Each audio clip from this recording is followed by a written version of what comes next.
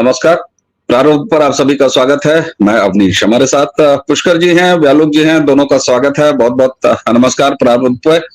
और दर्शकों, जब राम से राम। बांग्लादेश में एक सो कॉल्ड स्टूडेंट आंदोलन, उसके नाम पर वो पूर्णतः जो कि निकला एक मजहबी आंदोलन, और जमाते इस्लामी ने इस बार स्टूडेंट्स को आगे बढ़ाया, और कुल मिला के स्थिति क्या है आप पल पल की खबरों से अपडेट हैं। लेकिन बांग्लादेश में जो कुछ भी हुआ, उसके बाद भारत में बांग्लादेश में हुए इस पूरी अराजकता, इस पूरे तख्तापलट के सिंदूर को लगा के कुछ लोग सुहागिन बनने का असफल प्रयास अभी तक करते हुए दिखाई दे रहे हैं। कांग्रेस पीछे कैसे रह सकती। और मजे की बात ये देखिए पुष्कर दा, मैं आपसे मुखातिब हूं कि बांग्लादेश में जो कुछ भी हुआ है उसमें पहले क्या होता था, इस तरह की चीजों में जो सस्ते मौलाना होते थे वो चिल्लाना शुरू कर देते थे, कुछ सस्ते प्रवक्ता टाइप के लोग वो चिल्लाना शुरू करते थे, कुछ गिरोहबाज, कुछ इकोसिस्टम के लोग चिल्लाना शुरू करते थे। अब तक ये रवायत रही है। लेकिन अब भारत में साफ तौर पर यह देखा जा रहा है कि ये सारी कमान भारत की सो कॉल्ड मुख्य विपक्षी पार्टी, जिसके पास इस समय लीडर ऑफ अपोजिशन का भी पद है, यानी राहुल गांधी की कांग्रेस, वो बिल्कुल इसको लीड कर रही है। सलमान खुर्शीद का अगर मैं नाम लूं कि कोई अगर सज्जन कुमार को छोटा नेता कहता हो, तो सलमान खुर्शीद का अगर नाम लूं तो उस व्यक्ति ने सीधे सीधे इस बात का इशारा कर दिया कि कांग्रेस लीड करने को तैयार है बांग्लादेश भारत में। और तमाम ये ऐसा नहीं है कि हल्का फुल्का मजाक और कटाक्ष हो रहा है कि यहां पर भी मोदी जी के आवास के सामने लोग पहुंच जाएं तो क्या होगा। ये गंभीरता से कही जा रही है और इसके पीछे गंभीर सोच दिखाई दे रही है।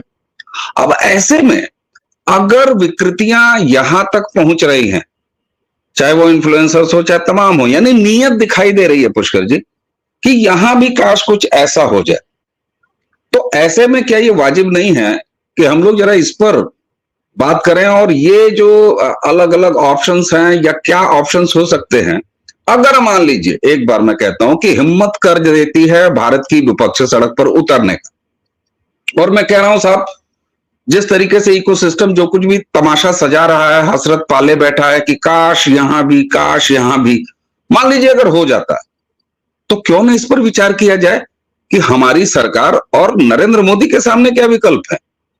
क्योंकि अगर मैं कागज पर रखूं तो 300 की असेंबली में 240 सीट हसीना के पास थी। सेना को साथ में लेकर जमाते इस्लामी और कट्टर इस्लामी वहाबी जो कुछ भी आप कह लीजिए, उन सारी मानसिकताओं ने सक्सेसफुली इस काम को करके दिखा दिया आपके बगल में। ये सारा मटेरियल तो भारत में भी है।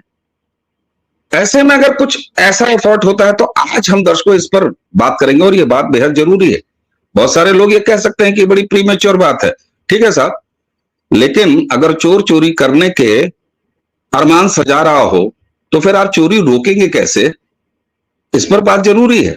पुष्कर दा, मैं सीधा सवाल पूछता हूं, हो सकता है मैं ये कह रहा हूं कि बिल्कुल काल्पनिक सवाल मैं आपके सामने रख रहा हूं, अगर भारत का विपक्ष यहां पर कट्टरपंथी इस्लामी लोगों को आगे करके, जो कि राहुल गांधी पहले ही मंशा जता चुके हैं, सलमान खुर्शीद बिल्कुल इरादे जाहिर कर रहा है, अगर ऐसा कुछ होता है तो नरेंद्र मोदी सरकार से आपकी क्या अपेक्षा। देखिए, इसको मैं पहली बात तो यहाँ मैं स्पष्ट कर दूं कि अवनीश, इसे काल्पनिक मत कहिए, ये काल्पनिक वाली बात ही नहीं। ये एक ऐसी ड्रिल, ये देखिए इसका ड्रिल ऑलरेडी जो है पहले हो चुकी है।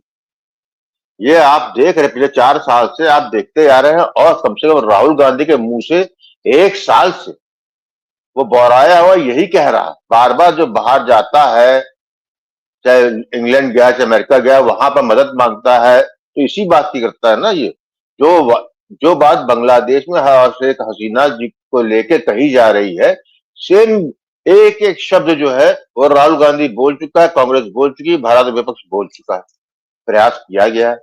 अभी भी टाक खोलता है कि जो है मट्टी तिल का कनस्तर लिए घूम रहे, माचिस लगाने का इंतजार। तो इसको काल्पनिक बिल्कुल नहीं कहूंगा, जो कि ऐसी ऐसी चीज जो कि बांग्लादेश में हुई उसके बाद यहाँ प्रयास हो चुका है पहले, और अब जो है वास्तविकता पाए तो कहे कि अब जो है ज्यादा ऑर्गेनाइज तरीके से ये सामने आता हुआ मुझे दिख रहा है।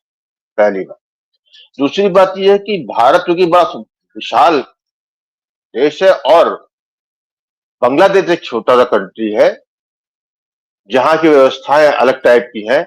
भारत में राज्यों के पास लॉ एंड ऑर्डर के सिचुएशन पे आप जाएं तो लॉ एंड ऑर्डर के सिचुएशन का पूरा दामोदार जो है आपके राज्यों पे होता है। इसमें केंद्र जो है तब तक नहीं घुस इंटरफेयर कर सकता है जब तक कि राज्य उसको जो है नहीं करता। तो ऐसे में तो ये पूरे संपूर्ण भारत में संभव नहीं, लेकिन हाँ जहां जहां ऑलरेडी फॉल्ट लाइन मौजूद है वहां पर इसके आपको जो है मिनी बांग्लादेश होते हुए आप देखेंगे ही देखेंगे, उससे नहीं कर। अच्छा, फिर जब मैं ये मान लेता हूं ये होगा ही होगा, तो अब आते हैं अपेक्षाओं। देखिए जब हम और आप बात कर रहे हैं सबको पता लग रहा है तो ये निश्चित रूप से समझे कि भारत की केंद्रीय सरकार, स्वयं प्रधानमंत्री नरेंद्र मोदी जी, इनको हमसे आपसे ज्यादा पता है। जो पर्दे के पीछे का खेल है उनको हमसे ज्यादा पता है। और यदि नहीं पता होता तो बांग्लादेश का की सेना का हेलीकॉप्टर बड़े इज्जत और एहतराम से लास्ट मूवमेंट पे जब ये हो गया कि कोलैप्स हो जाएगा, उनके राष्ट्रपति भवन में जो उनका निवास स्थान था शेख हसीना का, वहां पे आक्रमण होने वाला है, उसके आधे घंटे पहले उनको जो है सुरक्षित रूप से अगरतला में इंडिया निश्चित रूप से बांग्लादेश की सेना ने रिक्वेस्ट की होगी, यहाँ पे उसका एयर स्पेस खोला गया। फिर राफेल के 2 तैयारे जो जहाज जो है वो उसको एस्कॉर्ट करते हैं। इसके मतलब गंभीरता पूरी है।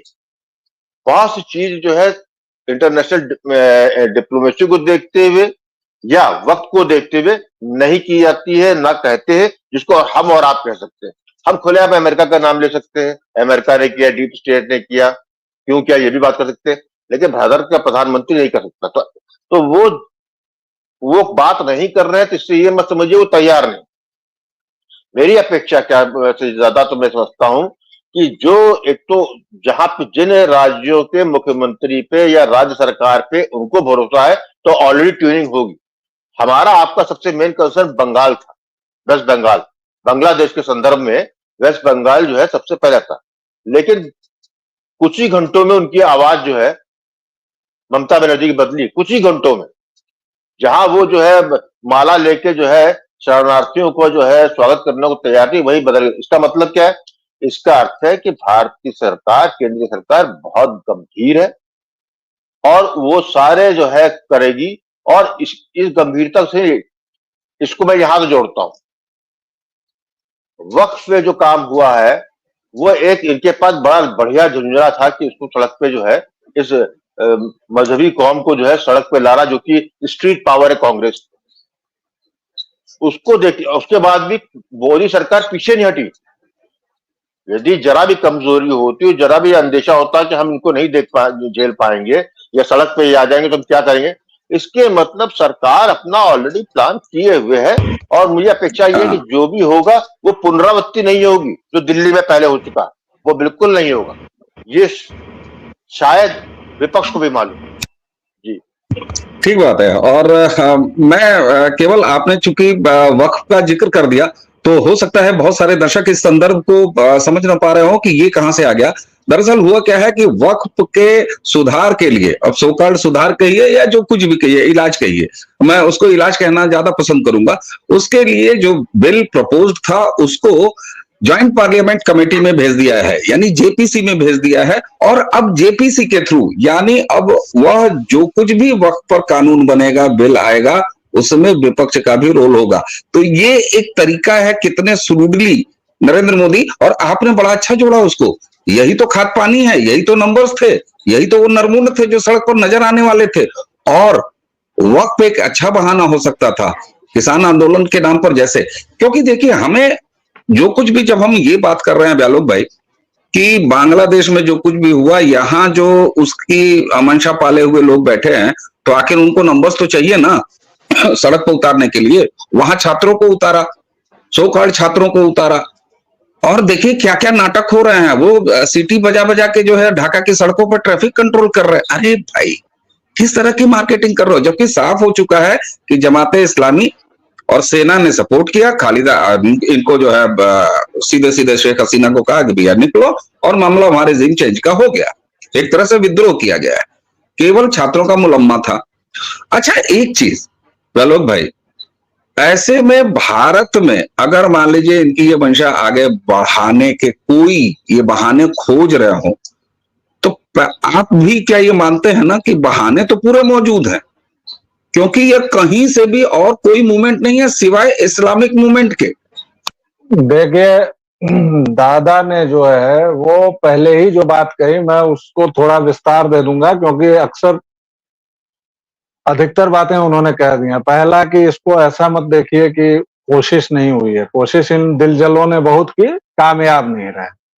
अच्छा, सरकार ने भी उन कोशिशों को बाकायदा 6-6 महीना, साल भर फलने फूलने देकर वो पूरा मोमेंटम ही खत्म कर दिया। जैसे दिल्ली के प्रधानमंत्री श्री अरविंद केजरीवाल जी ने किसी भी सिविल सोसाइटी के आंदोलन की गरिमा ही खत्म कर दी, तो उसी तरह वो जो चलती कारों वाला सो कॉल्ड आंदोलन हुआ था, जिसके बाद बहुत सारे लोग गर्भवती भी हो गए, बहुत सारी महिलाएं गर्भवती हो गई। अरे हिलती कारें, चलती कारें से मैं भी कंफ्यूज आ गया। हिलती कारें जी, हाँ, हिलती कारें, और वो बिरयानी और लंगर और क्या क्या सब तमाशा जो हुआ शाहीन बाग में, 5 लाख लोगों को तबाह किया इन्होंने। खालिस्तानी जो किसानों के नाम पर चढ़ बैठे 1 साल, तो सरकार ने ये देख लिया है कि अधिकतम इनकी औकात क्या है, अधिकतम इनकी पैमाइश क्या है, और इस बार सरकार पूरी तैयारी से चल रही है। लेकिन इसमें देखिए, इसमें तथाकथित जो विपक्ष है वो विपक्ष तो है नहीं, वो अराजक और ऐसे लुटेरे लंपट तत्वों की भीड़ है जिसको बस ये मौका चाहिए कि देश के खजाने में अभी ठीक ठाक हालत है तो हमें लूटने का मौका चाहिए। ये सीधी सी बात है, और उसके लिए वो कुछ भी, वो ना सुनते हैं ना बोलते हैं, पता नहीं क्या बोलते हैं। जैसे आज माननीय टोटी चोर जी ने क्या कहा, लोकसभा में चर्चा हो रही थी, मैं विषयांतर नहीं कर रहा हूं, मैं बस बता रहा हूं कि ये लोग कितने मतलब परिपक्व हैं, कितने स्नेही हैं मुसलमानों के, वो मुसलमानों को भी जानना चाहिए। तो चर्चा हो रही थी वक्फ बिल पर, और किरण रिजिजू साहब ने कहा कि हमने इस बिल को लेकर बाकायदा 1 साल से तैयारी चल रही थी, ऐसा कुछ नहीं है कि आज हम उठे और अचानक से ले आए। नहीं जी, ये पिछली सरकार में ही चल रहा था, और इनफैक्ट 2015 से मांग चल रही थी, और 2015 से हम लोग इसको फाइनलाइज कर रहे थे, और पिछले 1 साल से हम लोगों ने जगह जगह मीटिंग की। फिर उन्होंने कुछ जगहों का नाम लिया, उसमें एक लखनऊ भी था। टोटी चोर अचानक सोते से जगह कि आजकल जिसकी संगत में है, जो आजकल उसका मालिक बना हुआ है, वो जो विषधर राहुल है, तो वो जहां से मतलब कुछ द्रव्य या कुछ भोजन लेता है और उसके बाद जिस तरह की बातें करता है, टोटी चोर ने भी वही कहा। पूछा कि उत्तर प्रदेश में क्यों नहीं बैठक हुई। फिर किरण रिजिजू जी ने अपने वक्तव्य को संभाला और उन्होंने कहा, मंत्री ने क्या कहा, यह और मजेदार है। मंत्री ने कहा कि सॉरी, एक बैठक लखनऊ में हुई जो उत्तर प्रदेश में भी है, और आप दुर्भाग्य या सौभाग्य से वहां के 5 साल मुख्यमंत्री भी रहे। ये हालत है इन लोगों की।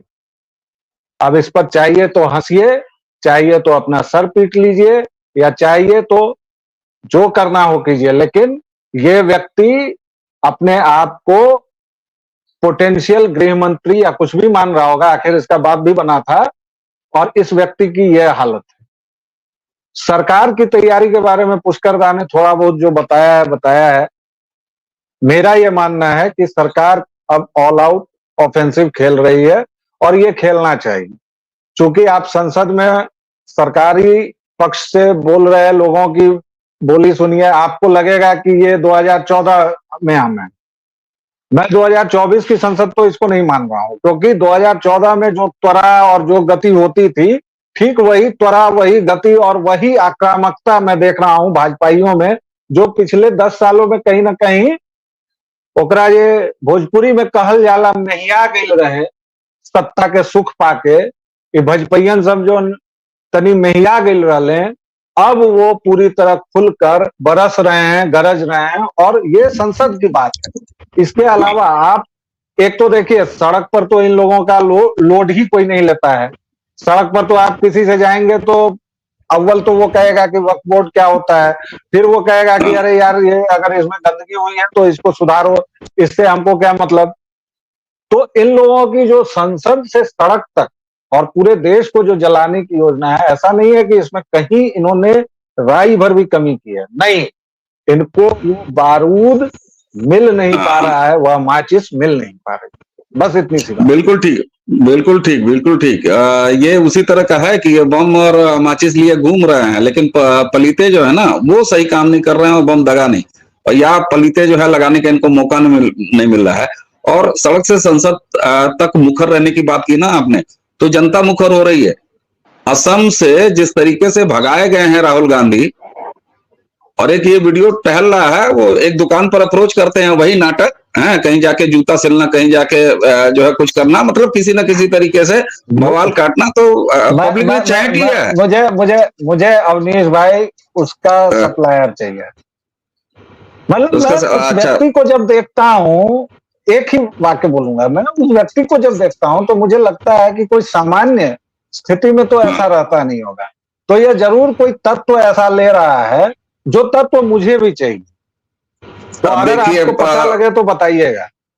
नहीं, अब ये तो अगर नया सोहबत में अखिलेश बाबू आए हैं और आए करके जो है वो पूछ देते हैं, लखनऊ पुकारे बताए जाने के बाद भी कि यूपी में क्यों नहीं हुआ, तो अब उनको जो है वो ये भी भूल रहा है। तो मामला चलिए दिल्ली से कम लखनऊ आया है, हम कोशिश करेंगे कि ये तत्व का पता लगाएं। और खैर अच्छा, एक चीज अब यहाँ थोड़ी सी एक दूसरी दृष्टि से मैं चाहूंगा पुष्कर दा व्यालोक जी आपको भी। देखिए सरकार तैयार दिख रही है, बिल्कुल सही तैयार दिख रही है, लॉ एंड ऑर्डर स्टेट्स का सब्जेक्ट है वो भी, और एक बहुत अच्छा एग्जाम्पल वो ममता बनर्जी के रूप में दे दिया है ऑलरेडी इस इशू को लेके, कम से कम सेंट्रल गवर्नमेंट ने। ये आपने पहले ही बताया, ये वही ममता बनर्जी थी जो फूलों का हार, जैसा कि आपने कहा, और उसके बाद कुछ ऐसा टाइट हुआ कि बिल्कुल ममता बनर्जी के सारे बिल्कुल कील कांटे बिल्कुल सही हो गए, और अब तो ऐसे लग रहा है कि जैसे आई लव यू ममता दीदी इस टाइप का हो गई है। बहरहाल ये क्या है। दूसरी तरफ सलमान खुर्शीदवा दादा ये कह रहा है कि ऊपर से सब कुछ ठीक ठीक दिख रहा है, नीचे से सब कुछ पोला पोला है। एक चीज मेरे जहन में आती है, हम लोगों ने औपचारिक बातचीत में भी इसको बातचीत किया है साहब, 1947 से पहले पाकिस्तान भी ठीक है, हम ही थे ना, ये बांग्लादेश आज का ये भी हम ही थे, यहाँ की मिलिट्री भी एक ही जैसा पालन पोषण, पुलिसिंग एक ही जैसा पालन पोषण, भाई उसी को तो हम भी कैरी ऑन कर रहे हैं। लेकिन पुष्कर दा ऐसा क्या है, क्योंकि हम जब एक ऐसी सिचुएशन अगर बांग्लादेश जैसी पैदा होती है जहां पर आपने पाकिस्तान की हिस्ट्री देखी है, वहां जब जब लोकतंत्र को खाया गया है मिलिट्री, बांग्लादेश का हालिया बताता है कि मिलिट्री सपोर्ट कर रही थी, उसके बाद मिलिट्री का ही रचा बसा पूरा ये खेल है। अब किसने कराया कैसे कराया छोड़ दीजिए, उसमें चाइना है कि उसमें अमेरिका है छोड़ दीजिए, बहरहाल वहां की मिलिट्री ने भगा दिया ना चुने हुए प्रधानमंत्री को, सच ये है। तो एक ही स्कूल से टीसी कटाए हुए हैं ये, भारत में भी हमारी वही फौज है, लेकिन ये तबीयत का कौन सा फर्क है कि वही गुणसूत्र रखने वाली सेना और पुलिसिंग की व्यवस्था एक पाकिस्तान नाम देश में इन 7 दशकों में ऐसी हो जाती है। मैं जिस उम्र का हूं, मैं जब पैदा हुआ था तो मेरे जन्मने के बमुश्किल 2 दिन बाद जो है वो ढाका आजाद हुआ था, इंडियन फौजें पहुंची थी। यानी मेरे एज का व्यक्ति जो बांग्लादेश में होगा उसने फ्रीडम फाइटर देखा होगा शेख मुजीबुर रहमान को, और इस समय वो क्या देख रहा होगा। तो ये स्थितियां बदलती हैं। ऐसे में मैं कहता हूं आपातकाल, अरे भाई हर लड़ाई के समय में आपातकाल लगता है, और सुन लो सड़कों पर आओगे तो तमाम चीजें होंगी। हो सकता है कि लॉ एंड ऑर्डर स्टेट जैसा ऐसा कोई मैटर ना रहे भाई, थ्रू आउट कंट्री अगर तुम बदतमीजी और बवाल करोगे, अराजकता करोगे तो उसका भी इंतजाम होगा। सेना किस काम के लिए है, अगर इंसर्जेंसी गृह युद्ध जैसी स्थिति तुमने पैदा करने की कोशिश की तो सेना भी उतर सकती है। किसी भी संभावना पर विचार कर लो। इंदिरा गांधी के नाम अकेले थोड़ी ना रजिस्ट्री कि आपातकाल करके तुमको दुरुस्त कर दें। यहां पर उन्होंने अपनी सरकार बना, अपने चुनाव गलत घोषित होने की वजह से किया था, यहां अगर तुम कुछ इस तरह का करोगे, मेरा ये कहना है कि वो कौन से संस्कार हैं जिसने हमें अलग रखा हुआ है। क्योंकि बड़ी आसानी से कह दिया जाता है जो श्रीलंका में हो गया आपके यहाँ हो जाएगा, जो बांग्लादेश में हो गया आपके यहाँ। अरे भाई, पाकिस्तान में तो हमेशा से होता रहा, नहीं हुआ हमारे यहाँ। वो कौन से संस्कार हैं? देखिए, संस्कार से ज्यादा इन देशों की जो उत्पत्ति है वो महत्वपूर्ण है। और उस उत्पत्ति के बाद अगले 2-3 साल में क्या हुआ। पाकिस्तान बनने के तो बहुत कम समय के बाद उनका कॉन्स्टिट्यूशन बना नहीं, उससे पहले सेना जो है बैकग्राउंड में आ गई और बाद में जो है मार्शल लॉ लगना चालू हो गया। सिविलियन मतलब जो पहला मार्शल लॉ लगा है उस वक्त जो है एक सिविलियन गवर्नमेंट उसने मार्शल लॉ लगाया। तो ये एक वही बांग्लादेश हुआ। 71 में दिसंबर में आजादी मिलती है, 75 में मुजीब को सेना मार देती, मुजीबुर रहमान, और एक लंबा सिलसिला चलता है। बाद में जो है वो उसी डिक्टेटर की जो है पॉलिटिकल पार्टी भी बनती है। तो पहली चीज तो ये है कि ये इनके सिस्टम जो है वैसा नहीं है जैसा कि हमारा। भले 15 अगस्त 1947 तक सिस्टम एक ही था, हमने उसको कैरी फॉरवर्ड किया अपने तरीके से, इन लोगों ने कैरी किया अपने तरीके से। और साथ में जब आपने 1978 में जियाउल हक ने उसमें इस्लामिक तड़का लगाया और यहां पे भी बांग्लादेश में जो है इस्लामिक तड़का ही लगा। तो जब इस्लाम आ गया तो इस्लाम तो हमेशा ऑटोक्रेटिक है, और जब भी डिक्टेटर आया है डिक्टेटर हमेशा एक्सट्रीम राइट विंगर जो जमायती हो या कोई भी हो उस देश की, उसको आगे बढ़ाया है उन्होंने। उनको मुल्लाओं का सहयोग चाहिए। तो जैसे जो पुराने जमाने में होता था आज से 1000 साल पहले कि मुल्ला मौलवी जो काजी होता था और बादशाह गठबंधन होता था, वो गठबंधन जो आज की तारीख में, तो ये विशुद्ध इस्लामिक मूवमेंट, विशुद्ध 24 कैरेट का। इसलिए यहां पर ये लोगों को एक भ्रम है कि भारतीय उपमहाद्वीप की आज की हालत देख के कि भारत में ये संभव है। भारत बहुत विशाल है, भारत में कुछ जगह हो सकता है, और कहां हो सकता है जहां पर इस्लामिक तुष्टीकरण जो है 4-5 दशकों से हुई, वहां पर बिल्कुल होगा। जहां जैसे बंगाल है, बंगाल में आज ममता बनर्जी पलट भी जाए, लेकिन 5 दशकों से जो बर्बाद व्यवस्था है तंत्र सरकारी, वहां पे तो ऑलरेडी छेद हो चुका है ना। यही आप देखिएगा केरला में, यही आप देखिएगा तमिलनाडु में। तो ये वो आपके पंजाब भी उसमें शामिल है। जिस तरीके से पंजाब एक दशक में जो है पलटा है, बॉर्डर स्टेट है। तो ये एक हमारे यहाँ कहिए कि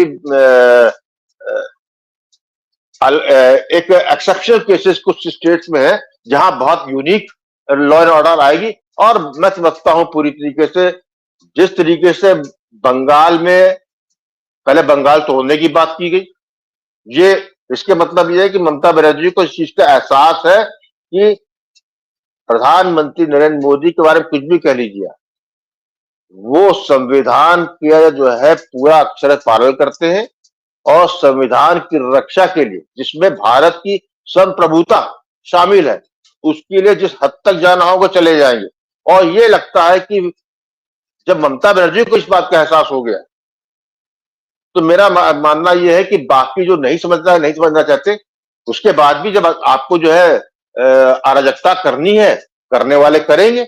लेकिन मैं समझता हूं कि सेंट्रल फोर्स जो है, सेंट्रल गवर्नमेंट पूरी तरह, और ये कहीं कोई वो कमांडमेंट नहीं है कि आपातकाल जो है इंदिरा गांधी के बाद कोई लग नहीं सकता। जब भी युद्ध होता है, जब भी गृह युद्ध काल होता है, उसमें ये आपका आपातकाल निहत होता। सवाल इस बात का है कि उसका उपयोग करते हैं कि नहीं करते हैं, और जो है सारी शक्तियां होती हैं।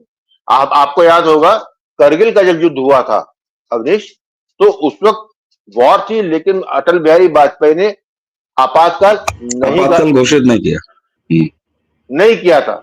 लेकिन ये आप सोचेंगे कि प्रधानमंत्री मोदी जी करेंगे इसको, ये भी करें एक यहाँ भारत मेरी याददाश्त में 2 बार ऐसा है। एक तो जब बाबरी मस्जिद टूटने के बाद जो पूरे देश में दंगे हुए थे, ठीक है, पूरा भारत जला था उसमें। दूसरा बीपी सिंह के पीरियड में आरक्षण वाला मुद्दा महीनों जला, आपातकाल नहीं लगा था। इसलिए आप लोगों को आपातकाल का जनता को भी आइडिया नहीं, करके आइए, करिए इसको। दंगे हमने भी देखे हैं, इंटाइन बांधे वाले सब जगह हुए थे, सब निपटा लिया गया था। तब तक उतना गिरे विपक्ष उतना गिरा हुआ नहीं था। आज तो खैर इसका कोई स्तर ही नहीं रह गया। तो मैं समझता हूं कि जिस स्तर जितने नीचे जा चुके हैं, अभी बैकएंड में केंद्रीय सत्ता जो है अपने सत्ता का पूरी प्रयोग कैसे करना है हाँ। उनको मालूम है और वो करेंगे। बिल्कुल ठीक बात है। अच्छा आलोक भाई, अभी जब दादा ने कहा ना कि वाकई ये बीपी सिंह वाला जो के समय जो मंडल आंदोलन, मतलब ये भी हम आपने कम से कम उस उम्र से आते हैं कि हम लोगों ने देखा है उसको एक छात्र के रूप में। और उससे पहले ये पूरा जो राम मंदिर वाला जो दंगा हुआ था साहब, ये भी हम लोगों ने देखा है। और मेरे ख्याल से बिल्कुल हमारी याद में ठीक है वो 47 के समय दंगे हुए होंगे, लेकिन देशव्यापी जिन अनरेस्टों का असर रहा, कम से कम ये दो हैं। और उसको वाकई सही बात है कि कोई इमरजेंसी और कोई, भाई इंदिरा ने तो अपने चुनाव शून्य होने की वजह से लगा दिया, तो एकदम पर्सनल मामला था, वो तो बिल्कुल निजी मामला था ना, निजी मोहब्बत में फूल जो है वो गड़बड़ा गया था, तो उसके बाद कहा कि नहीं नहीं पूरा गमला ही उखाड़ के फेंक दो। ये तो इंदिरा का कुछ ऐसा था इमरजेंसी जी। अब मैं एक संशोधन कर दूं, इंदिरा गांधी ने जो आपातकाल लगाया था उसमें जनता की भागीदारी नहीं थी, बिल्कुल नहीं थी, बिल्कुल नहीं थी भाई, एकदम सही बात है, ये बात बिल्कुल सही बात है। अच्छा आलोक भाई, एक चीज हमने जब ये पूछा कि सारे ऑप्शन तो क्यों नहीं है, सारे ऑप्शन ओपन रहेंगे, ये बात तो बिल्कुल साफ हो रही है कि सारे ऑप्शन ओपन रहेंगे और तरीका सिखाया जा सकता है। और दूसरा, ये सरकार तेल निकाल ले रही है, ममता बनर्जी का एग्जाम्पल है, ममता बनर्जी नाची फिर नाच के शांत हो गई। मैं अब इस बात को अंतिम समय मतलब अंतिम रुख की तरफ ले चलूंगा, अगर कि एक तरफ जब हम बात करते हैं कि साहब हमारे यहाँ सेना वही, पुलिसिंग वही, तरीका वही, सब कुछ वही, लेकिन हम उन स्थितियों से बिल्कुल अलग हैं, तो एक तरह से ये मॉडल हमारे यहाँ होता नहीं, क्योंकि हमारे यहाँ नेशन फर्स्ट की भावना से हमारी सेना राष्ट्रवादी है, और हमारी सेना जब तक राष्ट्रवादी है तब तक जो है इस तरह की कोई चीज है नहीं। लेकिन खाद पानी क्या अब भी आप मान रहे हैं कि ये कोशिशें, मैं तो होता हुआ देख रहा हूं कि ये कुछ कोशिशें होंगी, और जब दादा ये कह रहे हैं कि कुछ खास इलाके होंगे, पूरा इंडिया नहीं होगा, लेकिन वो खास इलाके किस स्तर तक जाएंगे, वहां भी क्या कोई टूटन जैसी भी तो कोई संभावना हो सकती है।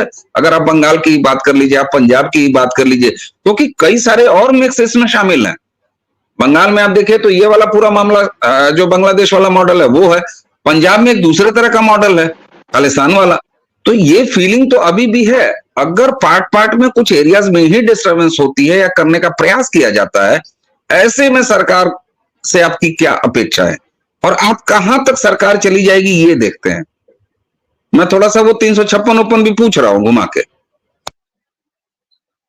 356 से आगे की भी बात है। मैं इस पूरी समग्र चर्चा को अब एक जो मैं जो करता रहा हूं 20-22 साल से, उसी को करता हूं पॉइंट वाइज, एकदम ऑब्जेक्टिवली दर्शकों की सुविधा के लिए रख देता हूं कि अभी तक की बातचीत कहां तक पहुंची है। पहली बात जो दादा ने कही, आपने कही, मैंने कही, उसमें सीधी सी बात की ये बांग्लादेश में कोई अभी का प्रयोग नहीं हो रहा था, हर एक 10 साल पर वो हो रहा था।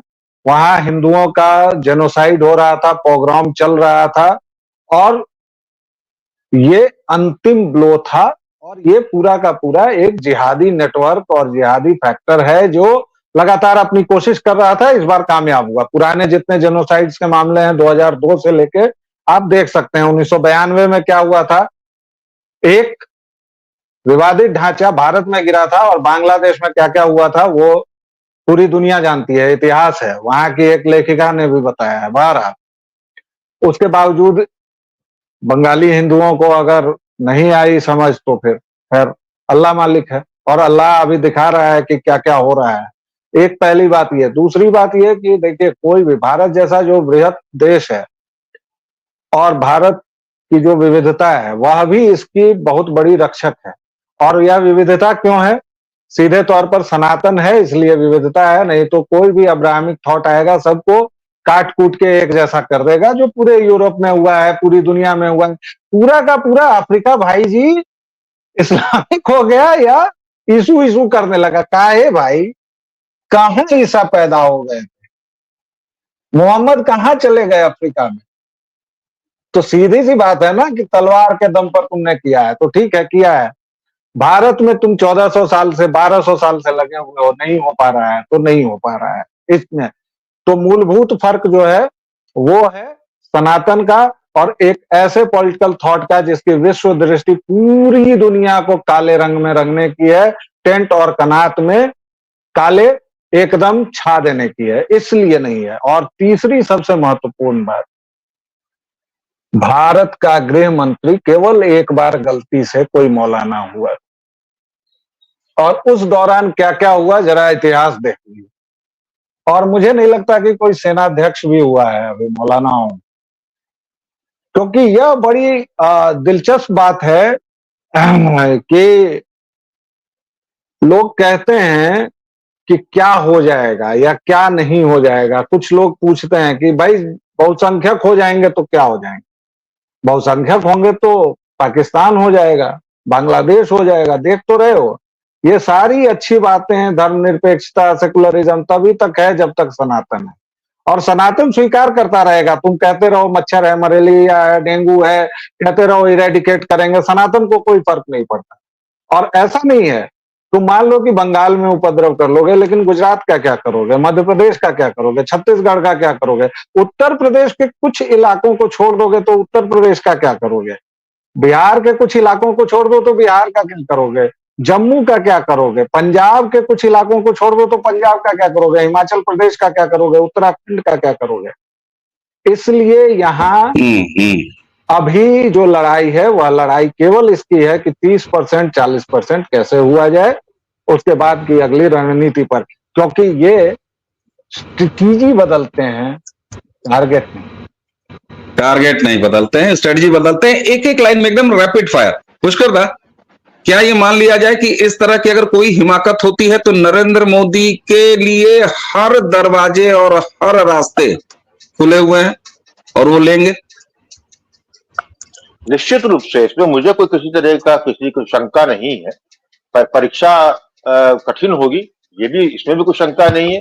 कुछ जगह पर ज्यादा जो है होगा, लेकिन मुझे तो पूरा जो है विश्वास इस बात का है कि सारे जो उनके सामर्थ्य की बात नहीं, जो भी अधिकार उनके पास होगा उसका पूरा बलपूर्वक। ठीक बात है। अच्छा व्यालोक भाई, इसी बात को पुष्कर दास जी ने कहा कि जितना भी होगा सब लेंगे, हम भी मान रहे हैं कि बिल्कुल सब लेंगे। अरे आपको क्या ऐसा भी लगता है कि एकाध नई चीज भी यह देश देख लेगा अगर ऐसी कोई हिमाकत होती है? बिल्कुल होगी भाई, और सरकार उस दिशा में सोच रही है। अभी आप प्रारब्ध के ही मंच पर या कहीं और मंच पर मैं देख रहा था, किसी ने यह भी कहा कि वो जो चिकन नेक है उसको एक अलग यूटी बनाने की दिशा में भी सोचा जा रहा है, और वो सोचा जा रहा है, ऐसा कुछ नहीं है। केंद्र शासित प्रदेश बना देंगे साहब, आप पंजाब को करेंगे, हम पंजाब में कुछ हिस्सा अलग निकाल लेंगे, क्योंकि आपको देश की संप्रभुता से खेलने नहीं दिया जाएगा। उस मुद्दे पर तो बात बिगड़ जाएगी। आप बाकी कितनी भी बकैती करते रहें, लेकिन देश की संप्रभुता और झंडे के साथ आप जिस दिन दगाबाजी करेंगे उस दिन दिक्कत में पड़ेंगे। बिल्कुल, ये विश्वास हम तीनों का साफ दिखाई देता है दर्शकों, और हमें लगता है कि हमारे दर्शक भी इस राय से इत्तेफाक रखेंगे, इस कंक्लूजन से इत्तेफाक रखेंगे कि जो जिस भाषा में, जैसे नरेंद्र मोदी ने कहा था कि जिस भाषा में समझोगे उस भाषा में समझाएंगे, तो वो सब कुछ है। भूगोल दुरुस्त करके समझोगे वैसा समझाएंगे, लॉ एंड ऑर्डर से दुरुस्त करोगे तब उससे समझाएंगे, गोली से दुरुस्त होगे तो उससे समझाएंगे, बाहर वाले तुम्हारी मदद करेंगे तो बाहर वालों को भी समझाएंगे, तुमको भी समझाएंगे, लेकिन इस देश के झंडे और इस देश की जो संप्रभुता है उसके साथ कोई खिलवाड़ नहीं करने देंगे। इसलिए ऐसा नहीं है कि किसी का अकेले कोई राइट था, सरकार है साहब, और जब सामने जो स्थितियां देखेगी वो करेगी। ये भरोसा हम सबका है और मुझे उम्मीद है कि ये भरोसा हमारे दर्शकों का भी होगा। पुष्कर दा, व्यालोक भाई, आपने समय दिया, और बहुत सारे लोग एक बार फिर दोहराई देते हैं ना, कहेंगे कि अरे साहब देखिए लोग कितने आगे की बात कर लेंगे। क्यों ना बात कर ले भैया आगे की, तुम देखो तो अपने आसपास क्या हो रहा है, पीछे देख लो क्या हो रहा है, इसलिए भविष्य बांचना जरूरी है। जी जी बिल्कुल, खत्म करिए बात। इस पर आखिरी बात की, ये जो बहुत आगे की नहीं 1947 में 46 में लोगों को लगा होगा कि आगे की बात कर रहे हैं, लाहौर के, पेशावर के, तमाम जगहों के हिंदुओं को। 1989 में कश्मीरी जो पंडित लिखते हैं खुद को आज भी, मुझे बहुत सहानुभूति नहीं है उनसे, वो हिंदू नहीं लिखते हैं, पंडित लिखते हैं। कश्मीरियत का राग अलाप रहे थे, नवासी में हो गया इंतजाम।